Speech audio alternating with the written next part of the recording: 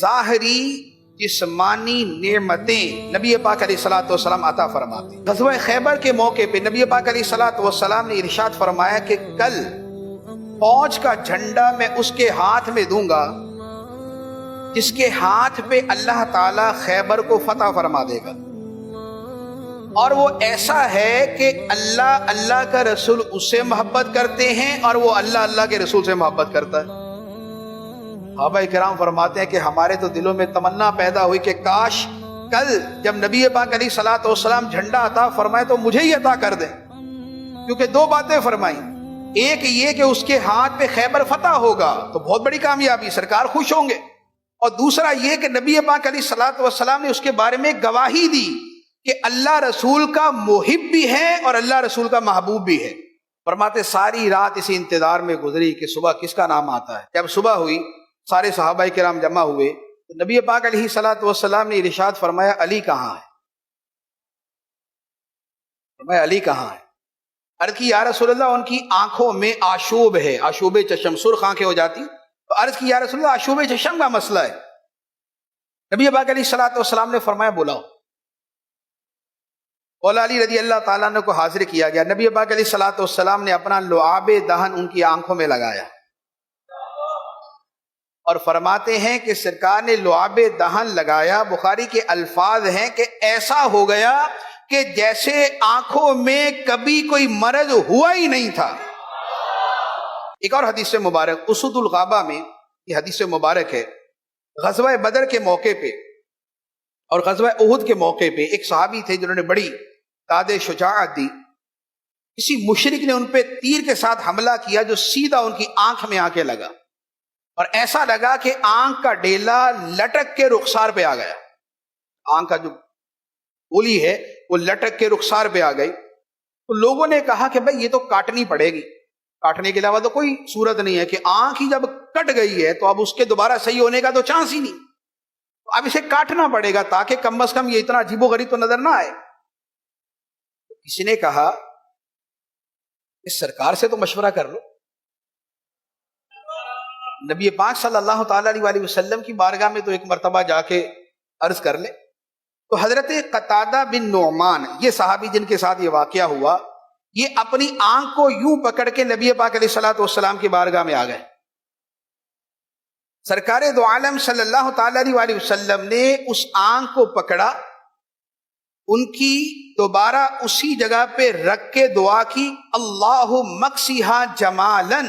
اے اللہ اس آنکھ کو جمال عطا فرما دے، اے اللہ اس آنکھ کو حسن عطا فرما دے۔ حضرت قتادہ رضی اللہ تعالیٰ عنہ فرماتے ہیں کہ خدا کی شان یہ ہے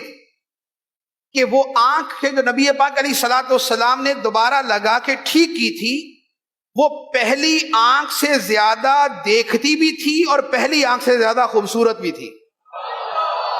بخاری شریف کی حدیث ہے، حضرت ابو ہریرہ رضی اللہ تعالیٰ عنہ فرماتے ہیں کہ میں نے بارگاہ رسالت میں عرض کی یا رسول اللہ صلی اللہ علیہ وسلم، میں آپ کے فرمان مبارک، آپ کی احادیث سنتا ہوں مگر بھول جاتا ہوں۔ آقا کریم صلی اللہ علیہ وآلہ وسلم نے فرمایا کہ اے ابو ہریرہ ابسط رداءک، اپنی چادر پھیلاؤ۔ حضرت ابو ہریرہ فرماتے ہیں کہ میں نے مالک جنت قاسم نعمت صلی اللہ تعالیٰ علیہ وآلہ وسلم کی بارگاہ میں اپنی چادر پھیلائی، آقا کریم علیہ الصلوۃ والسلام نے یوں چلو سا بھرا اور میری چادر میں ڈال دیا، میں نے اور فرمایا کہ اسے اٹھا کے سینے سے لگا لو، اسے اٹھا کے سینے سے لگا لو۔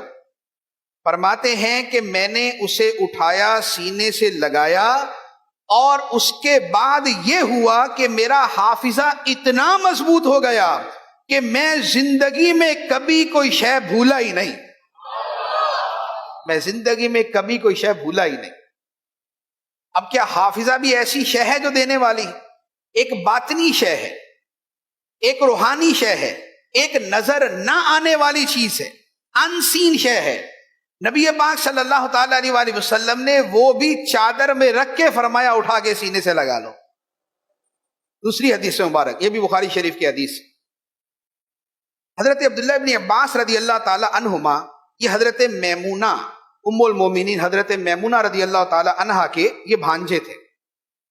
تو یہ بچے تھے اور کبھی کبھار یہ رات بھی نبی پاک علیہ الصلوۃ والسلام کے کاشانہ اقدس پر آ کے گزارتے تھے. ایک مرتبہ انہوں نے وضو کا پانی لا کے، اب چھوٹے سے بچے ہیں اور وضو کا پانی لا کے سرکار کے لیے رکھ دیا.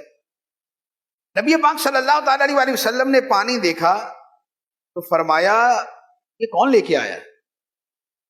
یہ پانی کون لایا؟ تو حضرت میمونہ رضی اللہ تعالی عنہ نے عرض کی کہ یا رسول اللہ یہ بچہ عبداللہ لے کے آیا. سرکار دو عالم صلی اللہ تعالی علیہ وسلم خوش ہوئے اور خوش ہو کے فرمایا اللہم فقہہ فی الدین وعلمہ التأویل، اے اللہ عبداللہ ابن عباس کو دین کی سمجھ عطا فرما دے اور قرآن کی تفسیر کا علم عطا فرما دے. اور نبی پاک صلی اللہ تعالی علیہ وسلم کی اس دعا کا اثر یہ ہوا کہ حضرت عبداللہ ابن عباس رضی اللہ تعالی عنہ کو اس امت میں تفسیر کا سب سے بڑا عالم کہا جاتا ہے. اور آپ کو نبی پاک علیہ الصلوۃ والسلام کی اس فقاہت کی دعا کی برکت یہ ملی کہ حضرت عمر فاروق رضی اللہ تعالی عنہ اپنے علمی مشوروں میں، جس میں بدری صحابہ کرام اور بڑے بڑے صحابہ کرام کو بٹھاتے، ساتھ میں حضرت عبداللہ ابن عباس کو بھی بٹھایا کرتے تھے.